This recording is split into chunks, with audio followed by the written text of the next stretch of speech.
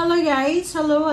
This is for Cancer. Cancer, welcome dito sa aking channel, Kapalaran 888. Welcome! Alamin natin kung anong messages, vibration, gabay, energy para sa inyong lahat. This is general reading. So, I hope na makuha mo yung energy.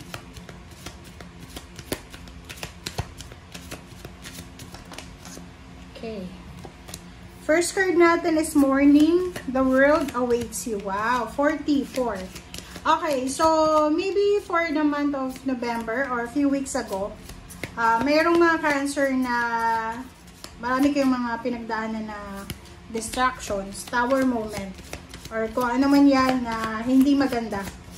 Family life, relationship, or money. And this week,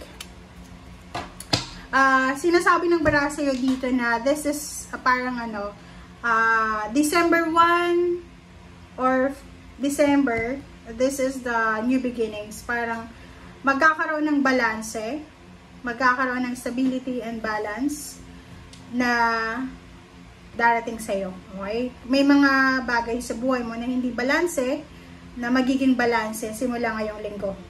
Parang fresh new beginnings, fresh start, diba? Parang ganun. So, nakikita ko sure dito na marami kang plano na sisimulan sa linggong ito. Marami kang gustong gawin. But, number 24-6, napaka-importante dito guys na para makarecover tayo, kasi maybe you are starting to recover from health problems, from financial problems, or from emotional problems. So, kailangan mo munang unahin yung sarili mo. Okay? So, this is self-love. Okay? Kailangan natin munang, sa linggong ito, kailangan mo muna natin na i-prioritize ang ating sarili bago yung ibang tao. Okay? Kailangan unahin mo muna yung sarili mo bago sila. Alright? So, yun. So, ibig sabihin, kung marami kang napagdaanan Scorpio, sorry, hindi Scorpio to, sorry, Cancer. So, maybe you're having an issue with a Scorpio, Cancer. Sinasabi ng bara sa'yo dito na possible na masettle na siya sa linggong ito. Okay, masettle na siya. But, okay, merong mga pwedeng mga recovery, but make sure na yung recovery na nangyayari yan, para talaga yan sa'yo. Hindi yan recovery ng ibang tao. Okay? And Adriana, this is your spiritual, Archangel Adriana. Sorry. Okay. Ang sabi sa'yo ni Adriana, I am leading you, Cancer, toward the answer to your prayers. Please listen to and follow the steps.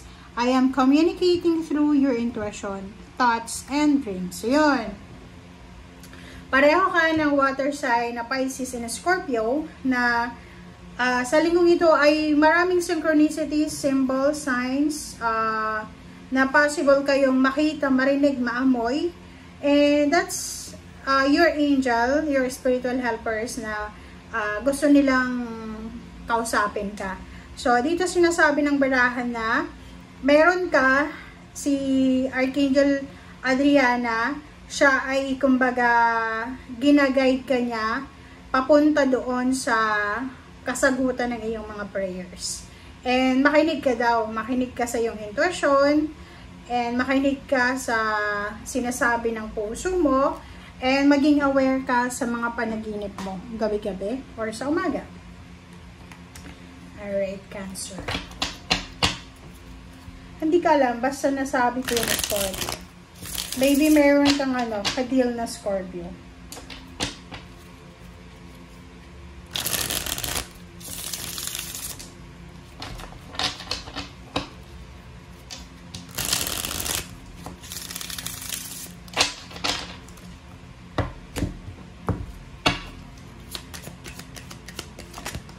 Alright. First card natin is 7 of Wands. O, diba? You need to protect yourself. Unahin mo daw yung sarili mong kapakanan sa linggong ito. Mental health, emotional health, yun yung pinaka-importante. Like physical health din. 5 of Wands, nako, kaloka to. Merong pag-aaway, gulo, parang ganon. So, you will receive, okay, you will receive a message, you will receive a text, chat, call, email, or any communication na posibleng that communication is from someone na pwedeng may nag-aaway, na pwedeng sangkot ka. Pwedeng kasali ka sa chismis, kasali ka sa kwento, ganyan, ganito. Sinasabi ng bala sa'yo dito na kailangan man na, yun na nga, kailangan mong unahin yung sarili mo, so you need to let go. Let go mo yung idea na yan, hindi yan maganda. Okay, hindi yan maganda guys, so you need to let go that idea.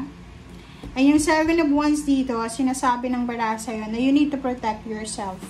You need to protect your reputation, especially dito sa competition to, misunderstanding competition. Basta sinasabi ng bala sa'yo na whatever man na message, chismis, communication na makarating sa'yo sa linggong ito, kailangan mong, nakikita ko sir dito maybe it's about money. Pwedeng may pautang ka na posibleng sinisingil mo and instead na magbayad sa'yo is aawayin ka. So, Queen of Cups. This is your energy water sign na Cancer. Sinasabi ng bala sa'yo na you need to be patient. You need to be patient. Destiny daw eh. Diba? Destiny. Sinasabi ng bala sa'yo dito na huwag kang masyadong mag-alala. Huwag kang masyadong mag-alala Cancer. Kasi maybe sa ngayon, hindi pa pumapabor sa'yo ang lahat. Kasi minsan, gano'n naman talaga guys eh. But, sinasabi ng bala sa'yo dito na huwag kang mag-alala. The universe will give you the result. Yun nga, meron kang mga angels and archangels na parang ginaguide ka papunta doon sa answered prayers mo. So, huwag kang masyadong mag-panic, mag-alala.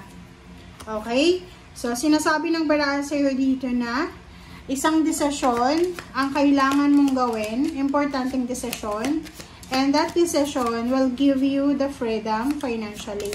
Ang desisyon na yan ay maganda kasi siya yung magiging katuparan ng mga pangarap mo sa buhay. So, like for example, ilang beses ka nang nagko-contemplate or nagpo-procrastinate na pumuntang ibang bansa, pero now, sinasabi ng bala sa'yo na kailangan mo nang maging matatag, maging courageous, lakasan mo na yung loob mo, be confident na gawin kung ano yung dapat mong gawin. Alright? Mag-iingat din yung iba na Cancer na single sa love life nyo guys. If you're single, huwag ka agad-agad maniniwala sa linggong ito kasi merong possibilities na manloko sa'yo. Okay? Parang pagtripan ka lang. Huwag tayong masyadong excited sa mga love life na ina-offer sa atin Cancer, lalo na simula ngayong linggong ito. Okay? Thank you. Bye!